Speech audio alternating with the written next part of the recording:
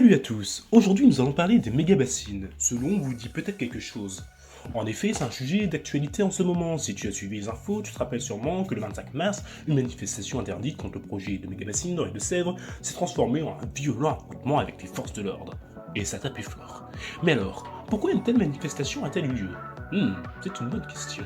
Et bien déjà pour comprendre, il faut déjà savoir ce que c'est qu'une méga-bassine. Alors, savez-vous ce qu'est une méga-bassine du coup, une méga-bassine, ce sont des réservoirs d'eau artificiels, utilisés pour stocker de grandes quantités d'eau pour l'irrigation, la production d'énergie et d'autres utilisations. Ce sont donc de gigantesques ouvrages de stockage d'eau, destinés à répondre aux besoins de l'agro-industrie, notamment en période estivale.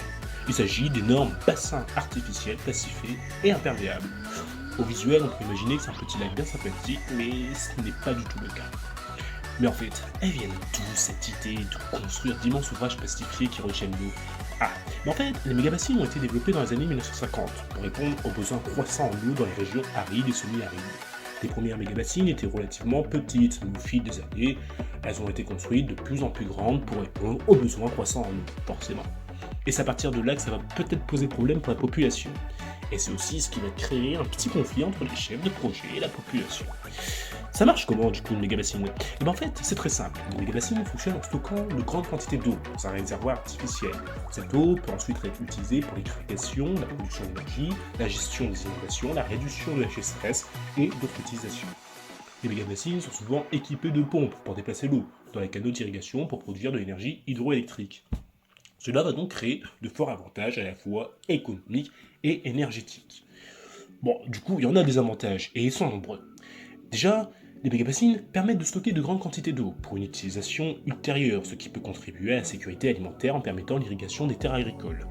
Elles peuvent également aider à prévenir les inondations en stockant l'eau pendant les périodes de fortes précipitations. Elles peuvent réduire les effets de la sécheresse en fournissant de l'eau pendant les périodes de faibles précipitations. Et puis en plus, elles peuvent également fournir de l'énergie hydroélectrique, une énergie propre et renouvelable. Donc en prime de conserver de l'eau, on peut même avoir de l'énergie électrique. Mais du coup, c'est tout bénéf pour nous. Ouais, sauf que la réalité est bien moins sympathique. Et il y a quand même des forts inconvénients à la réalisation d'un projet comme ça. Les inconvénients, c'est que la construction des méga-bassines peuvent entraîner la destruction de terres agricoles et de zones naturelles importantes. Elles peuvent aussi également avoir un impact sur la vie marine et les écosystèmes aquatiques, car l'eau stockée peut être de mauvaise qualité et contenir des produits chimiques et des polluants. C'est vrai que vu sous cet angle, c'est pas très bon. Et puis en plus, elles peuvent également être coûteuses à construire et à entretenir. Le coût est un problème, mais sur le plan écologique, alors là, c'est la catastrophe. Cela va donc créer un NIMBY. Un NIMBY, c'est un conflit d'usage, soit entre les locaux et les chefs de projet. Et ici, c'est l'État. Donc les écologistes et la population ne voient pas forcément d'un bon œil la création de ces immenses bassines artificielles implantées chez eux, créant alors un conflit, des tensions qui peuvent conduire à des manifestations contre le projet, tel qu'a été le cas le 25 mars ou de Sèvres. Et quand on regarde à la télé, c'était assez violent.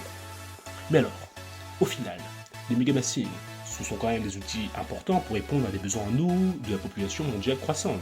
Ils permettent d'offrir de nombreux avantages, notamment la sécurité alimentaire, la réduction des inondations et des sécheresses, et la production d'énergie hydroélectrique propre.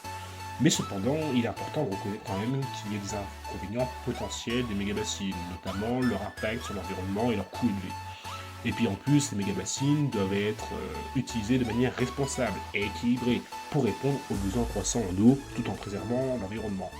Et voilà, maintenant tu sais tout sur la méga-bassine, donc on se retrouve bientôt pour une prochaine vidéo. Ciao ciao les scientifiques, et puis n'oubliez pas, restez connectés sur la chaîne, et puis vous serez toujours au rendez-vous de l'actu, des sciences et de la culture. A bientôt pour une prochaine vidéo.